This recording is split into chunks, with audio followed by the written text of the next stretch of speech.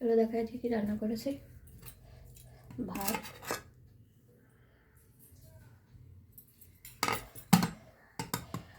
তারপরে করেছি হচ্ছে বড়া।